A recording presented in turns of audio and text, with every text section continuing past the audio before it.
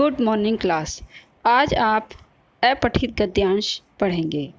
2 अपठित गद्यांश मैं आपको पढ़ कर के सुना रही हूँ और उसके प्रश्न भी आपके लिए भेज रही हूँ, जिनके उत्तर आप लिख कर के मुझे सेंड करेंगे। पहला अपठित गद्यांश ये है, भ्रष्टाचार के निवारण के लिए हमारी न्याय व्यवस्था और दंड नीति का निष्पक्ष, कठोर एवं द्रुत गति होना आवश्यक है। न्याय अथवा दंड में विलंब होने से जहाँ दुराचारी की हिम्मत बढ़ जाती है, वहाँ कर्तव्यनिष्ठ और ईमानदार आदमी का आचरण भी धीरे धीरे दूषित होने लगता है। वह भी निर्भीक होकर भ्रष्टाचारियों के टोले का साथ देने को तैयार हो जाता है। इसलिए तुरंत निरीक्षण और तत्क्षण निर्णय पर अमल की नीति अपनानी चाहिए।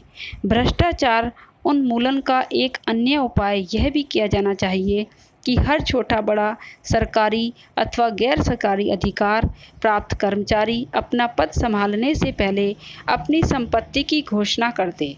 तदुपरांत प्रति 2 वर्ष बाद इस बात की जांच हो कि क्या उसका व्यय उसकी आय के अनुपात से ही है तथा इसकी अनुचित आमदनी तो नहीं। दोषी व्यक्ति को सार्वजनिक रूप से दंडित किया जाए। इस प्रकार भ्रष्टाचार को धीरे धीरे कम करने में सहायता मिलेगी। अब इसके प्रश्न हैं।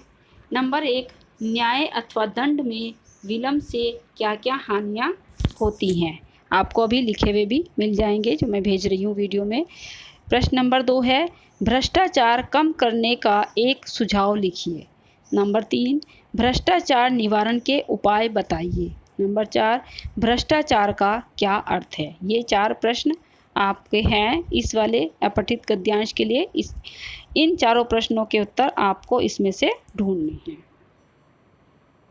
अब दूसरा अपठित गद्यांश, भाषा राष्ट्र की एकता का प्रमुख वाहन है। भाषा की सहायता के बिना हम निकटस्थ व्यक्ति को भी नहीं बुला सकते, किंतु भाषा ही एकमात्र साधन नहीं है जो राष्ट्र में एकता रखता हो। अतः हमें भाषा की साधना करते समय अन्य साधनों की उपेक्षा नहीं करनी चाहिए। भाषा की आवाज़ उठाते समय प्रादेशिकता और सांप्रदायिकता की भावना से हमें बचना चाहिए। अच्छा तो यह होगा कि हम भाषा को कल्याण साधन करने वाली माता के समान समझें। जिस प्रकार गृह परिवार के जीवन में माता कल्याण स्थापना करती है, वैसे ही भाषा भी हमको मिलाती है। जिस प्रकार सच्ची माता संतानों के भेद विभेद को दूर किए बिना नहीं रह सकती, उसी प्रकार सच्ची राष्ट्रभाषा और सच्चा साहित्य भी अपनी संतान का भेद विभेद दूर किए बिना नहीं रह सकता। ये आपका दूसरा अपठित गद्यांश है, जिसके प्रश्न इस प्रकार हैं।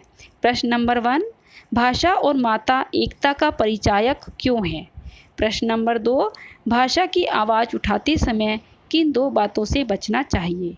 प्रश्न नंबर 3, भाषा राष्ट्र की एकता का प्रमुख वाहन क्यों है। वाहन मतलब व्हीकल, मतलब साधन।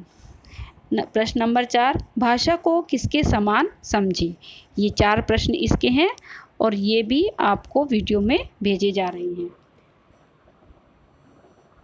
ये आपके प्रश्न हैं जो आपको अपनी नोटबुक में अपठित गद्यांश नहीं लिखना, बस इन प्रश्नों के उत्तर आप मुझे लिख करके वापस सेंड कर देना। और लाइव क्लास में अपने इस अपठित गद्यांश को अगर कोई लाइन का मीनिंग नहीं समझ आ रहा है तो उसको बता देना, मैं समझा दूँगी। ओके।